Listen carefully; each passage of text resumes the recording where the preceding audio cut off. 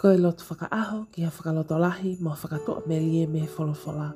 Ka veinga, whai ai whinangalo o e tamai. Potu wholofola mā ti vai whito vei suataha. Oku i kai ko ia pē oku ne lau mai tene hu ki he pule anga o he wani. Ka ko ia oku ne whai ai whinangalo o iku tamai oku i he wani. E meni. Ke tau lotu. O tua mafi ko koe pē hoku mo i hu. Ko koe ia o ko lau tamai ki ai, he o ko ilo i whakapapau, ai lawe mā whana mai ho o ofa ki a te au he aho kotoa. Ahoni o kua whongi au e ho o wholofola, whekau aki mai hu ki ho o pule anga. Kua pau ke whai ho whinangalo iyo, kua pau ke uluaki tui ki ho o peki a mai toi tuu, kau toki hu ki he pule anga o he wani. Oku i kai ke mau a he wani ia he ilo peki ai, mo whanongo pe ai, i kai. Oku mau a he wani ia te koe siso, aki e ko tali koe ki hoku loto pe au whakawhi i koe, ke tāpane kale i he eku mo ui iyo, ke whai pe hawhinangalo pe a whakapapau i eku mo ui, ua tohi hoku hikoa he tohi o mo ui. I ho hua whape siso kalaisi ko koe a hoku whakamo ui, e meni. Whakamalo at ke te koe, oku ke kau mai ke ta loto huwhi he ho wani.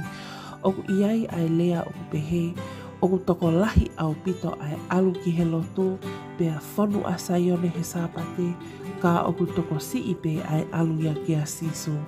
Whakatoka ngā iange koe hū ki he pole anga o he otua, oku ikai ke whai aki pe ai ilo ki ai moe whanongo ki ai, ka oku whai aki ia ai tui ki ai moe mo ui aki. Iyo, koe whaia o whilangalo o eiki. Koe wholofola tonu pe eni a siso. Koe toko lahi te nau lea mai i he aho koe o pehe. I kai koho hua whana a mau palofisai ai. Pea koho hua whana a mau kapusi te volo ai.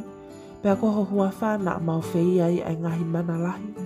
Pea te utoki vete ki a te kinau tolu hoku loto o pehe. Te eki te iloa ki mau tolu. Alo mea te au. Ai kau mau lau. Tā oku whie mau ia ke tau tui ki a siso, pea tau ma ui aki, whakapapau i ko e tau ngā ue oku whai he mamani ko ni, oku tohi ai ho tau hingoa he tohi oi ma ui.